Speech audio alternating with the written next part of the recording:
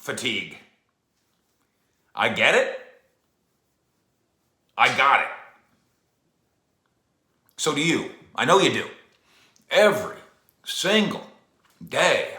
No, if you're on the internet like I am, or you're on the phone like I am, or you're texting, you're talking, you're asking questions, or you're doing what you're doing, kind of reviewing what people like me do when we're testing, talking, and asking questions, you have DAK fatigue.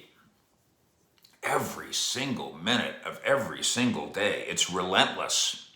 I said on the other day on 105.3 The Fan, believe me, program director Gavin Spittle, the guys who lead the shows, the hosts on the shows, the producers, the board ops, all of them understand the struggle of trying to find the right formula. How much DAK? Now, if this was a radio station, you could make the easy argument. Play the hits. You know how that works, right? I'm sorry, of course it's a radio station. A music station. If this was a music station, listen, Britney Spears, Hit Me Baby One More Time. We're playing it twice an hour. And that's a wrestling match that talk radio stations have with themselves, that sports talk radio stations have as well. Hey, it's really cool to go to that FM station that plays a Led Zeppelin song that lasts 11 minutes long, and they just let it go, and nobody talks. But that's not very profitable. 11-minute songs aren't very profitable. Hit Me Baby One More Time is how you make money. And so I'm highly aware of DAK fatigue. I'm very sensitive to, all right, now, should we do another visit on DAK? I mean, do we really have something to contribute to the pile of DAK?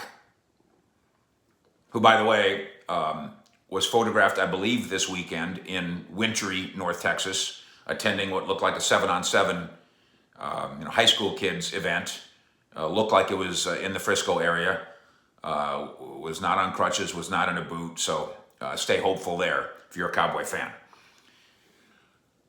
So at the risk of DAK fatigue, let's try to explain how, if there's a way, for the Cowboys to do both. To deal with DAK now and to find DAK's heir apparent, well, also now. First of all, in theory, understand, it would ruffle feathers. It would. It did in Green Bay when Brett Favre's going, you draft another quarterback, and then 15 years later, it's doing it again, and Aaron Rodgers, who lived it, because he was the fly in the ointment.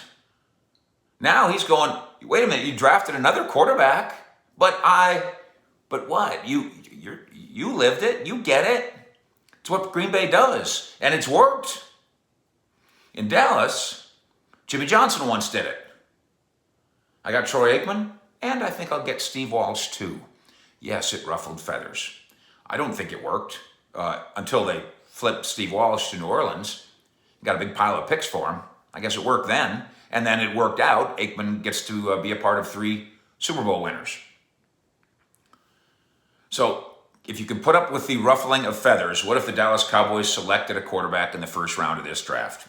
What if you would ruffle feathers for a year under this scenario, but then you'd set up the franchise for years and years and years after that under this scenario? Let's use conventional wisdom first. Conventional wisdom is the Cowboys will not do that.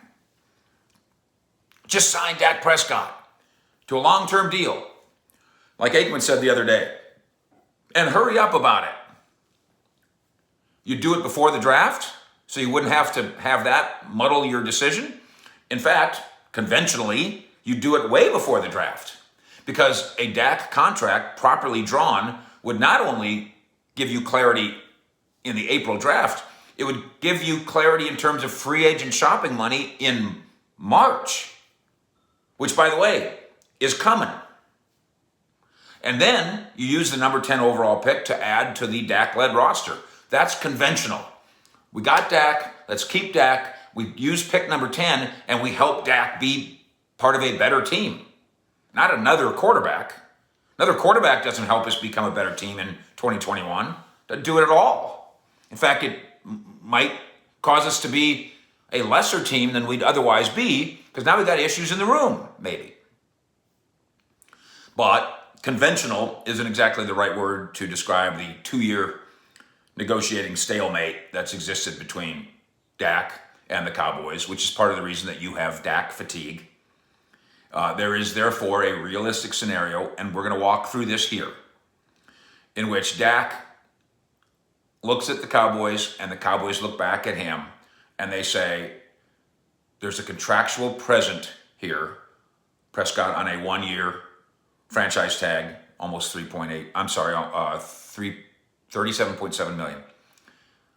There's a present, but there's no future. What if both sides look at it that way as the clock ticks?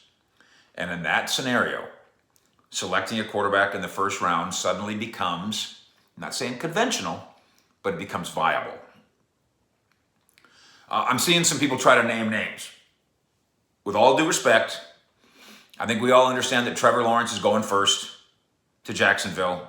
I think we understand that. And then beyond that, media people reporters. I'm not talking about scouts.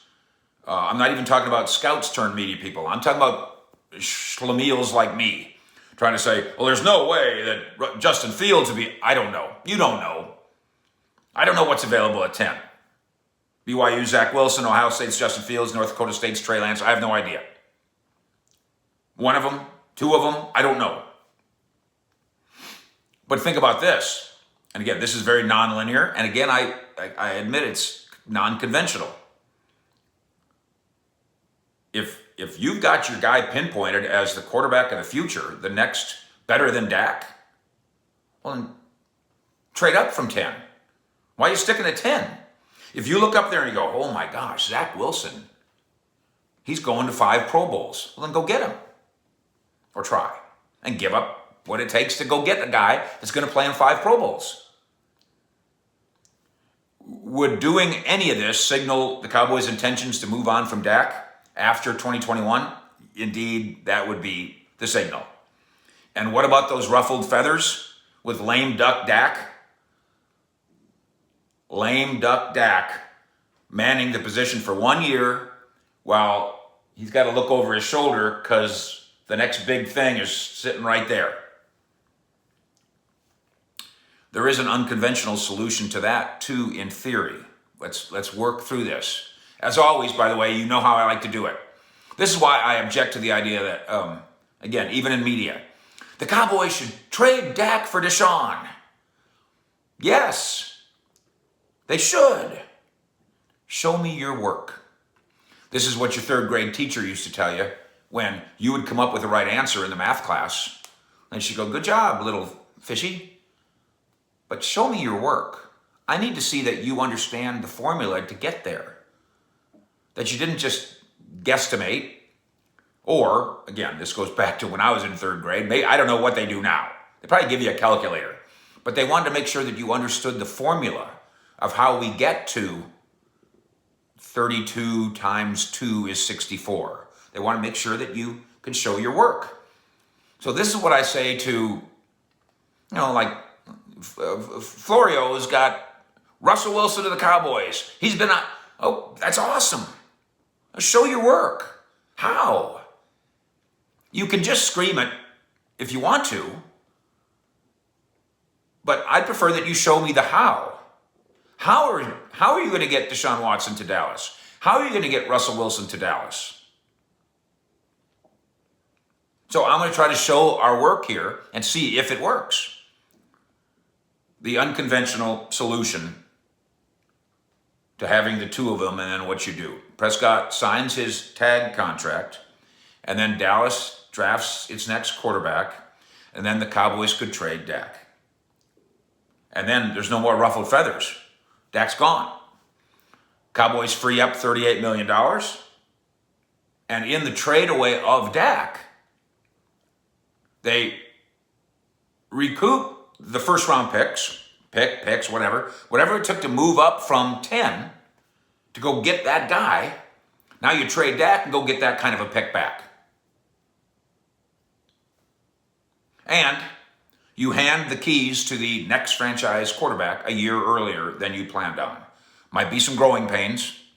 Maybe in 2021, you wouldn't be as good as you would be without Dak. Maybe.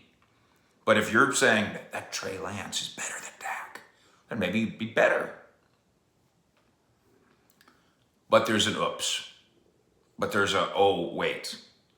If the Cowboys try to trade Dak and he doesn't agree to a new deal with his new team, it won't want him. It doesn't want lame duck Dak at $38 million. And then he's likely to leave, or they got to pay him $54 million. That won't work. So he would have to agree to his destination. Now that's possible. Washington, New England, San Francisco, the Jets. I don't know. Do they want to pay Dak $40 million times the years he wants? Does he want to go there? In a way, Dak Prescott, because of the tag, has a de facto no trade clause. It's not written in his contract, it's just written in the CBA. So all of this is possible, but it's difficult. There's, as I often say here, when we make ourselves show our work, you're going, oh, you could do this.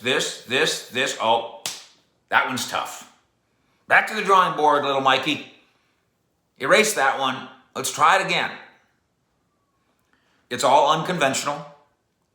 But I will say this, with all due respect to our DAK fatigue, until there's a positive break in negotiations, drafting the next franchise quarterback needs to be a Cowboys consideration. A Cowboys consideration that almost everybody involved hopes does not happen.